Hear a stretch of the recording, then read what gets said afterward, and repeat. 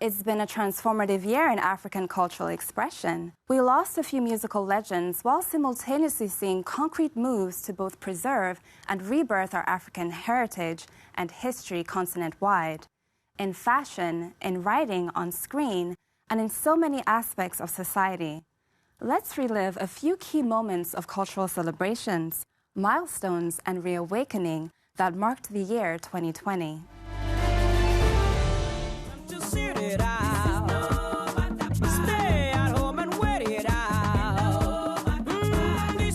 Angelique Kidjo, the internationally celebrated Beninese singer-songwriter, kicked off the year 2020 with a performance at the 62nd Grammy Awards in January, where she also won her 4th award, proclaiming with pride that African music is the bedrock of all music.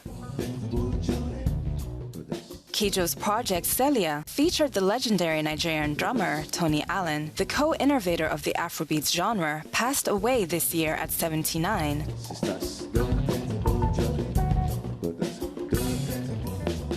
Hip-hop artist Akon announced in September that his futuristic Pan-African project in Senegal, Akon City, is officially underway, a Wakanda-likened utopia to serve as home to Afro people in the diaspora, marginalized by racism abroad. Somalia also made a move to culturally reinforce its lands, as the East African nation signed in February an education and heritage support deal with UNESCO, aimed at strengthening efforts to preserve the country's culture and history. In alignment, the reopening of the refurbished Mogadishu National Theatre this year also coincided with the country's 60 years of independence celebration. Benin also undertook a renovation project in August, as the land of the former kingdom of Dahomey decided to restore its Ouida fort, which also houses a history museum, as part of a bid to promote tourism and also to honor the suffering and celebrate the overcoming of our African ancestors, who were captured and inhumanely shipped abroad from the main port of this coastal town. Black American star Beyoncé Knowles likewise sought to embrace her African roots with the release of her visual album Black is King in July, which featured talent from all over the African continent.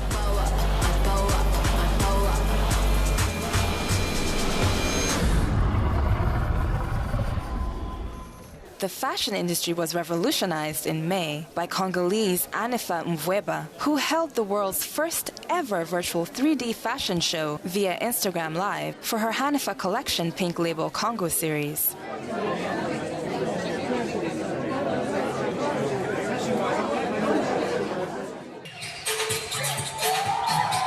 Similarly, in Sudan, another bold fashion statement was made by local designers who organized a series of mixed-gender fashion shows in November, a move that would have been almost unthinkable under ousted President Omar al-Bashir's regime.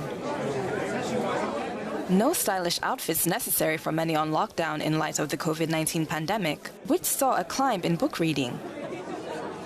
Good news for writers like Cameroon's Jaili Amadou Amal, who won this year's prestigious French literary award Goncourt des Lycéens for her novel Les Impatientes, inspired by her personal experiences in a South Sahel patriarchal society.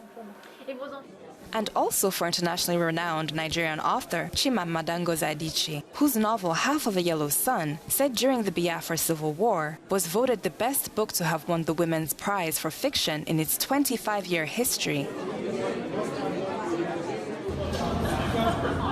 Queen Sano, the first original Netflix series made in Africa, launched in February. The hit South African 6-episode series was rescheduled to return for a second season, which unfortunately was announced this month as cancelled due to the continued coronavirus crisis. Jerusalema, released in 2019 in South Africa by DJ Master KG featuring Unom Ebo Zigode, was revived at the height of the pandemic by way of the social media viral Jerusalema dance challenge that rocked the world.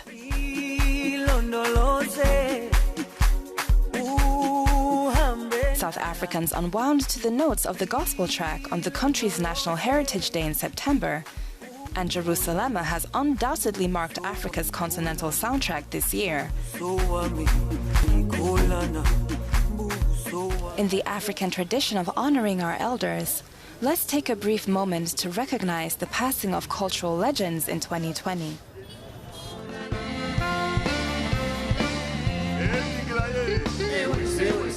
Manu Dibango, the Cameroonian Afro jazz star, best known for his 70s hit Sol Makossa, passed away at 86.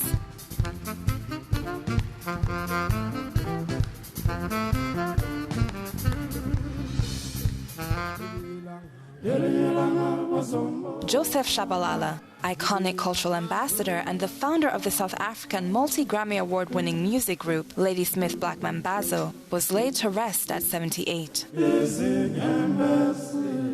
Edonganga, the loss of the patriarch of rumba and Congolese music at 87, was hard to swallow as he was the last surviving member of one of Africa's oldest music groups, Bantu de la Capitale. Many people paid tribute to Nganga, as hundreds also gathered to do so for Guinean singer Mori Kante, who is known for helping introduce African music to a world audience in the 1980s, and took his last breath at a hospital in Conakry at the age of 70. Lost to health issues at just 43 years old was African-American Black Panther star Chadwick Boseman, whose image symbolized the cultural reconnection between Africa and descendants in the diaspora.